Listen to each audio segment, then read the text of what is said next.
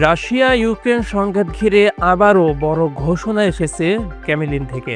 রাশিয়ার president Vladimir Putin জানিয়েছেন, রাশিয়ার সীমান্ত সংলগ্ন এলাকায় একটি নতুন নিরাপত্তা অঞ্চল গঠনের পরিকল্পনা নেওয়া হয়েছে। এই ঘোষণাকে কেন্দ্র করে নতুন করে উত্তেজনা ছড়িয়েছে ইউক্রেন ইস্যুতে।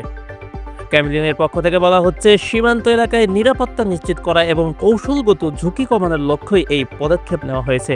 তবে বিশ্লেষকদের মতে এই ধরনের নিরাপত্তা অঞ্চল ঘোষণা বাস্তবে সংঘাত আরও দীর্ঘায়িত হওয়ার আশঙ্কা তৈরি করতে পারে।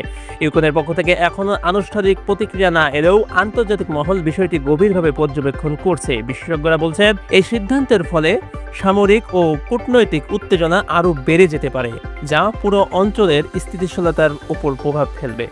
সব মিলিয়ে পুতিন এই নতুন ঘোষণা রাশিয়া ইউক্রেন যুদ্ধ পরিস্থিতিতে নতুন এক মোড় নিবে, এমনটাই আশা করছেন বিশেষজ্ঞরা।